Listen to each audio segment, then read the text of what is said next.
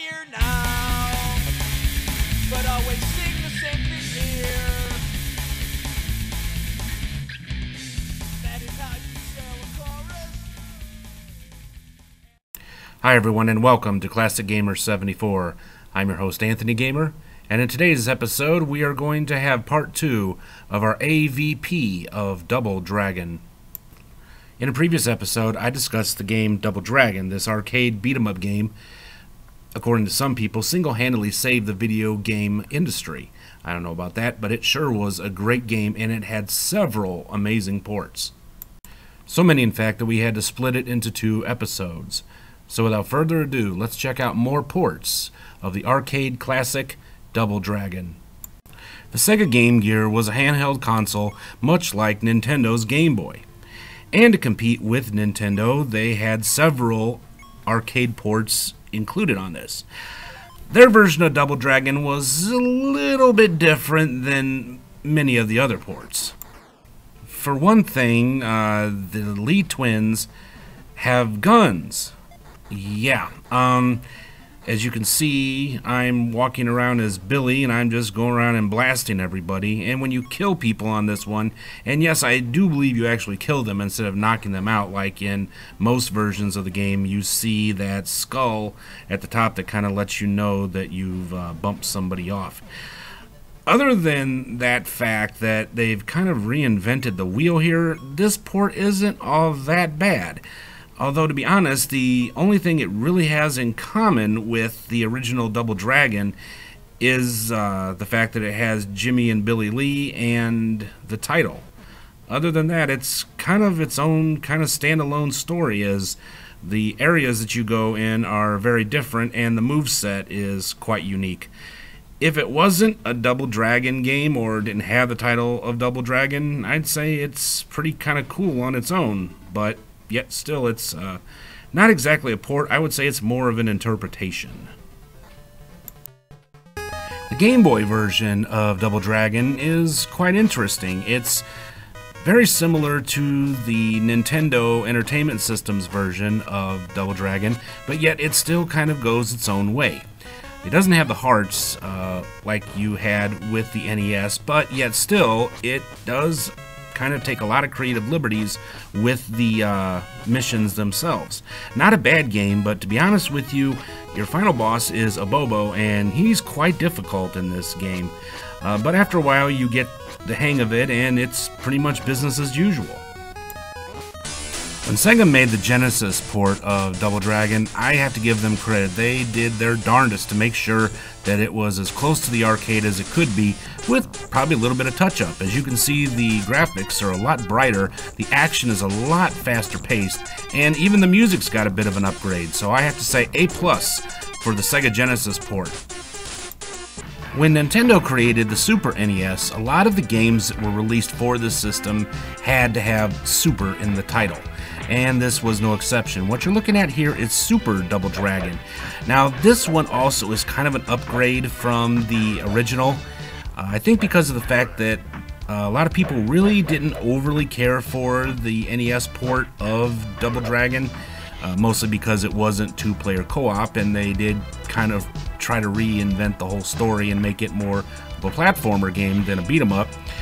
When they created this game, it definitely was an upgrade from the original story. Although the story itself is the same, you have more enemies, better weapons, and more of an actual arsenal at your disposal. The game itself is quite long. It took me, oh god, a couple hours, at least 3 hours just to finish the game, but it is a lot of fun. Like the NES version, it also has some platforming elements to the game, but mostly it's just a good old-fashioned beat-em-up game.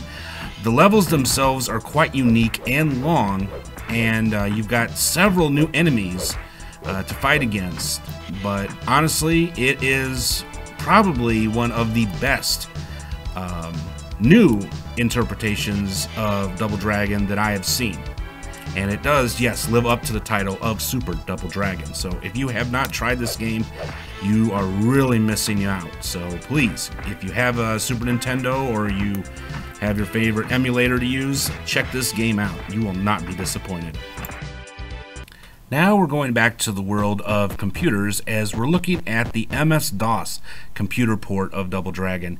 Now honestly, at the time when this came out, I really liked it because of the fact that it followed the arcade as closely as it could, being as it was for an MS-DOS. But actually, looking back on it years later, I have a few problems with it. For instance, all of your enemies, or all the Williamses, are all black. I'm not sure if that was intentional, but yet still, I think that's kind of wrong. Somebody in quality assurance should have caught that, as I'm sure some people had a problem with that, just not me. Other than that, the game is pretty fast-paced for the most part. Now, when I was a kid and I had this, I didn't have a really fast computer, and so the game wasn't as fast-paced as the one you're looking at right here, as this is being ran through DOSBox, of course. But the game itself was about the closest I was able to get to the arcade, which I loved a lot. And actually, if you had 2 joysticks, you could have 2-player co-op. So it wasn't all that bad, although, like I said, to be honest, that whole thing with all the Williamses being black on the game, I kind of got a bit of a problem with that, and I really think that was something somebody should have noticed back in the day.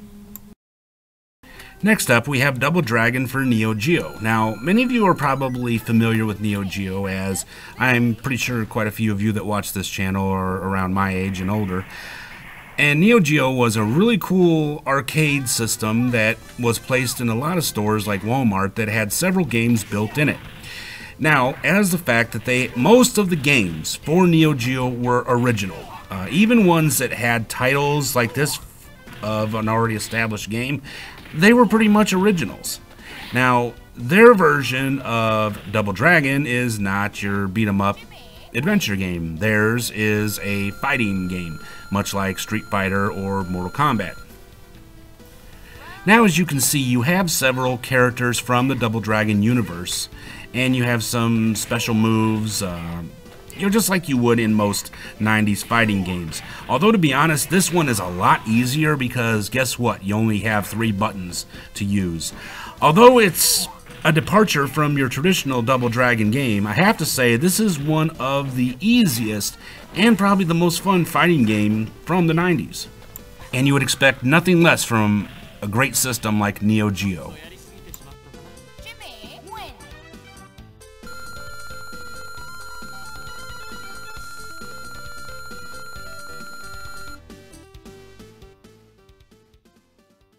And our final game for today is a homebrew, as I like to throw these in every once in a while. This is Double Dragon Reloaded, and yes, you are not imagining what you are seeing on the screen. That is Hulk Hogan. In this reimagining of Double Dragon, you have not only many of the characters from the Double Dragon universe, such as Billy, Jimmy, a Bobo, etc., etc.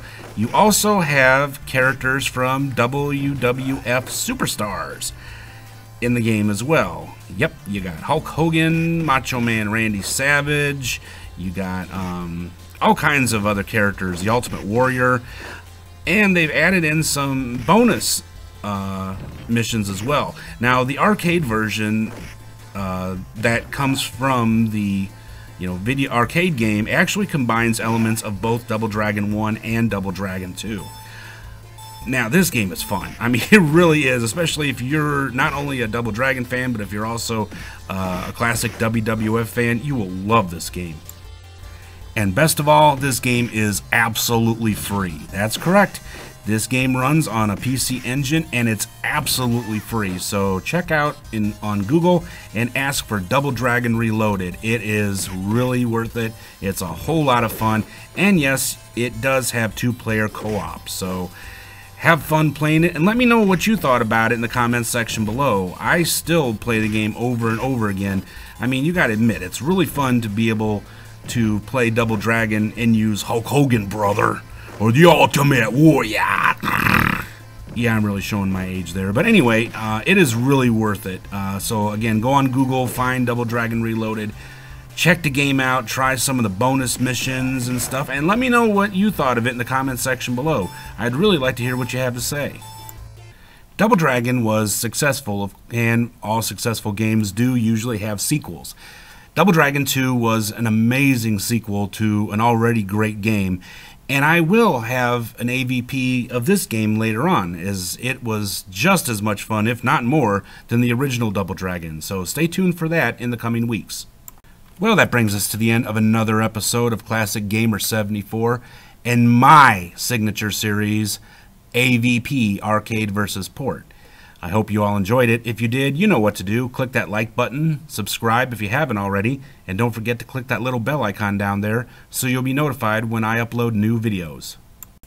In our next episode, we're heading back to the links as I will discuss more of my favorite golf games, including Everybody's Golf VR for the PlayStation 4 virtual reality, so you will not want to miss that. Well, until next time, this has been Anthony Gamer for JA Productions, and I will see you all in the next episode. Until next time, stay safe, stay at home, and stay cool. See ya.